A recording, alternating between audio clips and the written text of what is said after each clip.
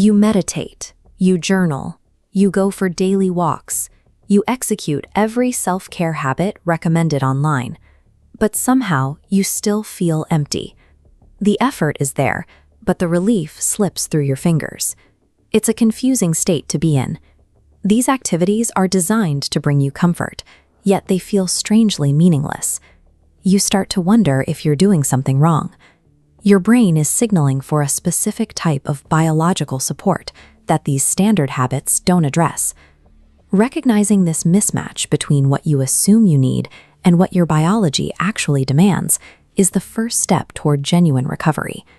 If you feel disconnected right now, know this: you are not lazy, and you are not broken.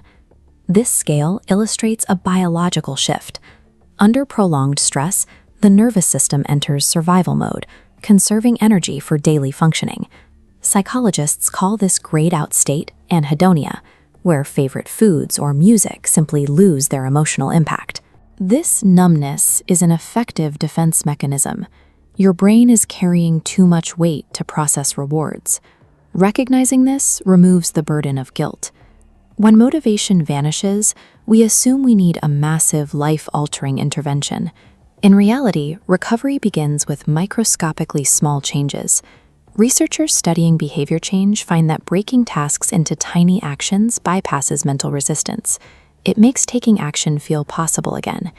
Instead of trying to transform your whole day, shrink the goal. Stand up and stretch. Take one slow breath. Drink a single glass of water. Completing these tiny actions sends a quiet neurological message back to your brain, confirming that you are still capable of acting. Long-term progress relies on the momentum generated by these tiny victories, repeated consistently. Healing builds through accumulation, not giant leaps. When the mind is totally overwhelmed, trying to think your way out of the problem becomes impossible. Sensory grounding offers a biological bypass. Try asking, what can I hear right now? What can I smell? What texture can I feel? What is the temperature of the air? Focusing on these immediate inputs pulls your attention away from internal mental noise and anchors it back into reality. These small observations act as proof of physical safety to a panicked nervous system. Establishing that baseline of safety is the prerequisite for healing. There is a myth in personal growth that you must always inherently know exactly what healthy routine works for you. You don't. This diagram shows behavioral activation. It reverses the standard assumption that motivation must come first. Instead, engaging in a structured activity eventually loops forward and ignites the drive to continue.